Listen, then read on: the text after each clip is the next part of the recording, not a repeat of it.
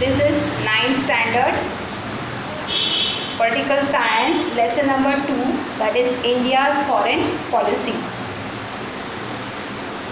Now let us see what is foreign policy. Foreign is related, the word meaning of foreign is abroad, other than our own country. Yes, that is foreign. Now policy. Policy means what? Policy means a set of rules or a kind of method that is there to be implemented and practiced by everyone. Now let's see what this foreign policy is. All countries are members of the international system. We are a part of international. India is a part of world, right? So all countries are members of this international system. We are connected. No country is completely self-sufficient. So that means every country has to depend on other. For example, India is good in agriculture. Whatever we are producing here, it is exported and it is used for our trade. And with trade, as trade is there, so we earn money, we earn capital, and it makes our country more financially sound. So whatever raw materials or whatever we produce in our country, that is sent outside. That is there are business groups there, or you can have this import and export system that is working. There are the people, those are exporters, those are importers, and what they do, the exporters, what they do is that they have the order from outer side and they execute the orders from India. They send the goods produced to other side, outer country, and when it is sent, what happens? We get in returns the foreign exchange that is very much needed and very much helpful for our country's growth. So we are agriculture country, but we depend on the Gulf countries. For what reason? Because we don't produce much oil here, or we don't have oil mines here. Our ONGC is working, but still we have to import the diesel, we have to import, you can say, oil from Gulf countries. Now these Gulf countries are, if you are seeing their physical or geographical background, it is all desert area, but it is having this oil mines there. They are having gold mines, so they are much more superior in financial aspects. And what they do, they know it that the countries all around the world will come to us for this raw material, natural resources that they have, and in exchange what they are getting, they get all the things from the other countries. So it's how give and take. So there are this agreements, or if there is some decisions taken by the business communities and the foreign ministers, ministry department also, for trade, and it helps it to build a friendly relation with other countries. So like this, all the things goes on, and that's why there is a mutual dependence in the international system. That is, it's a mutual understanding. So countries, they know it that yes, as we are moving ahead in our economy, we have to be connected with the other country. And it's a very good thing that there are these people, those are working to get this all orders done, then the production is made and the execution of order is also there. So it's and then all the system, that is road transport is there, sea transport is mostly the big cargo ships are there, which are loaded by the goods and things which are produced, and there are containers there that is loaded there on the ships, and the ships go on, they sail in the sea and they reach this destination. So we have different cargo ships there, and this of different countries, and they take this initiative to load down the goods and services, and they transport them to one country, from one country to the other. So there is a lot of procedure there, and we depend on each other. So countries, they develop their friendly relations with each other, and it helps them to move forward and their economy and their way with the foreign exchange, with the trade going on. What is there? The returns that they get, that is their plus point, and with that a country can think that whether we can take up the new projects, or whether we can do any investment, or whether we can do any new construction. So if the foreign exchange is more, if the treasury of a country is having much more capital, if they are sufficient, if they are financially sound, then they can take up the decisions more and more for their development. They can progress much more. Understood? So every country has to decide that with whom we have to do the negotiation, with whom we have to do the friendly talks. It is not like that every country is friendly with each other. It develops through the country has to see to it first that whether we are doing the trade with this country, it is going to be proving better or proving best for us. So they have to decide, and then they have to make the negotiation, or they have to get the talks done. Understood? And the treaties they sign up.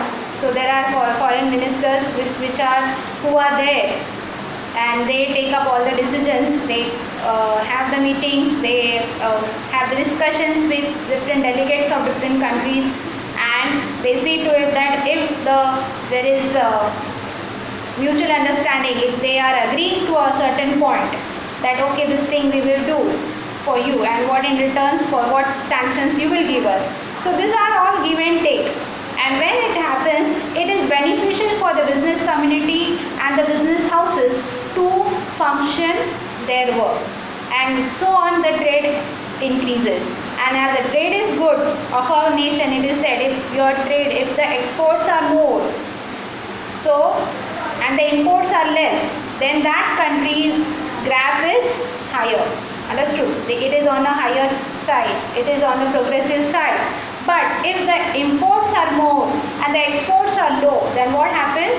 The country's progress chart is decreasing.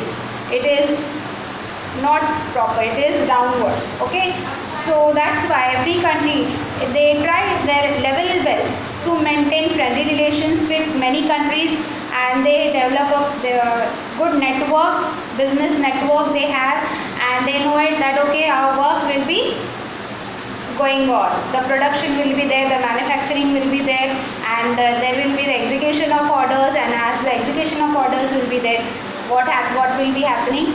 The generation of income will be there, giving the opportunity for the workers and that is people to work for them in this all process. So it's not like that one thing or one man show, but it is a combination of many people coming together and working for one purpose, and so it helps many people to earn their livelihood.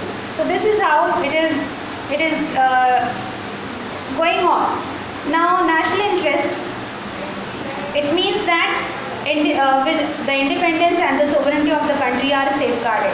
So in this it should be maintained that country's sovereignty and independence should be safeguarded. It should be having safety, and it also includes the efforts to achieve the economic development and steps to increase power and influence in the world politics. So as I explained you, so it is the process that everything is there, it goes on like that, and it has to in the world, in front of world, we have to maintain our dignity and identity also. Then components of national interest, what are they? First is defense. We know that if defense system is good. The person, the many countries, they if a country is weak, now how a country is weak, call it a weak. First of all, the number of population, even if, or the number of people that are engaged in the defense system, that is number of military people support. So in defense we have army, navy and air force. India is self-sufficient today. India's army, navy and air force is much more ahead and equipped with all the sophisticated systems that are there today. And because of it, with our good valor, we are having great soldiers.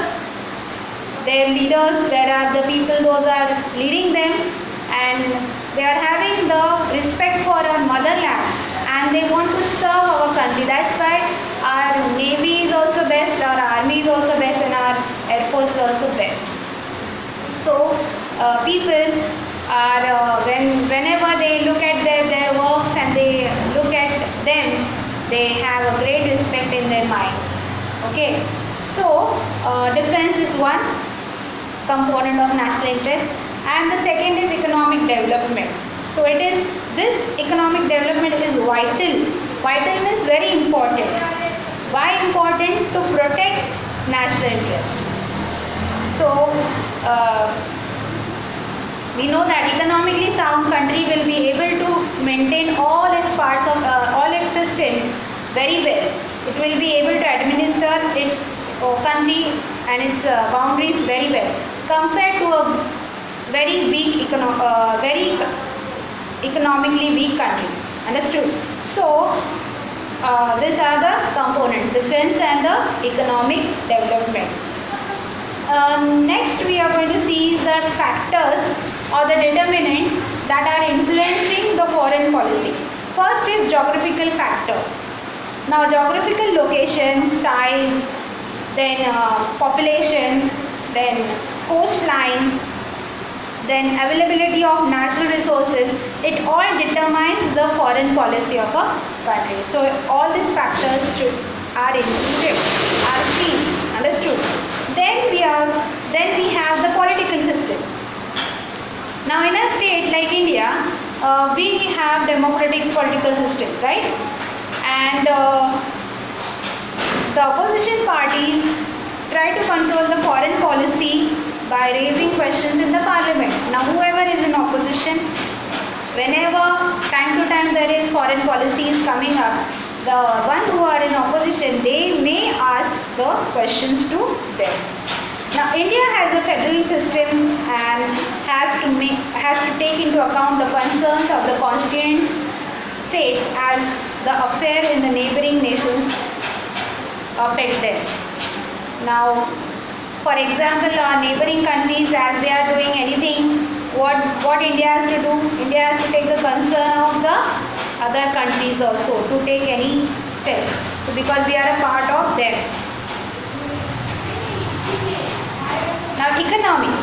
Now economy. Let's see. In modern times, the economic condition has acquired great importance in deciding foreign policy. It is influenced by the need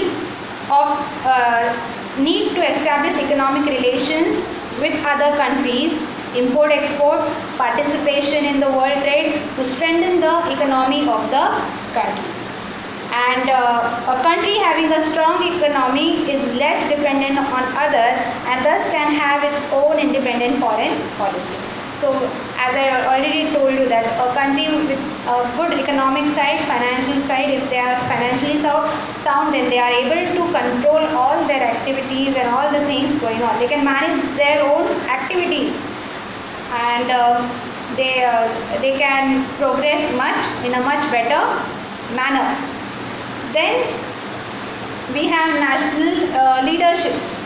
Much depends on national leader who formulates the foreign policy of the country. Now Pandit Jawaharlal Nehru contributed the policy of non-alignment to India's foreign policy. Prime Minister Atal Bihari Vajpayee contributed a great deal to improve Sino-Indian relations. So these are the things that we have to remember. Then administrative factors. Now let's see. Ministry of External Affairs, Foreign Secretary, ambassadors in the other countries and diplomatic officers are the administrative factors involved in formulating foreign policy. Now, these all are the important factors, these are the important people which are included in this foreign